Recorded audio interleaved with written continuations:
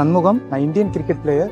Category பார்த்தீங்கன்னா different able. நான் வந்து தமிழ்நாடு பேரா கிரிக்கெட் அசோசியேஷன்ல வந்து 15 இயர்ஸா விளையாடிட்டு இருக்கேன். நான் தேசிய மற்றும் சர்வதேச போட்டியில அச்சீவ்மெண்ட் பண்ணதுனால இதை பாராட்டுற விதமா உதயநிதி அண்ணன் அவர்களை கையால வந்து கிட்டு கொடுத்துருக்காங்க. இதே மாதிரி நல்ல உபகரணங்கள் கிடைக்கும் போது என்னுடைய ஷாட்ஸ் எல்லாம் இன்னும் நல்லா இருக்க செய்யும். இப்போ இன்டர்நேஷனல் பிளேயர்னா உங்களுக்கே தெரியாது இல்ல, 50,000 ரூபாய்க்கு மதிப்பிலான பேட்டு தான் இருக்கும். பட் அதே தரத்துக்கு உண்டான பேட்டு தான் எனக்கு இப்போ வந்து உதய அண்ணன் வாங்கி கொடுத்துருக்காரு.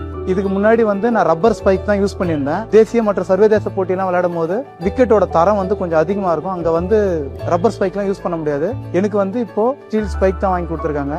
இந்த ஸ்பைக் பாத்தீங்கன்னா 9,000 rupees. என்னுடைய ஒரு மாச சம்பள காசே அதான். அது மூலியமாவே எனக்கு வாங்கி கொடுக்கறது மிகப்பெரிய ஒரு சப்போர்ட்டா இருக்கு. இங்க மூளை முடுக்குல இருக்கிற ஒரு மாற்றுத்திறனாளி கிரிக்கெட் வீரருக்கும் வாய்ப்பு அளிச்ச உதயநிதி அண்ணனுக்கு நான் தேங்க்ஸ் சொல்லிக்கிறேன்.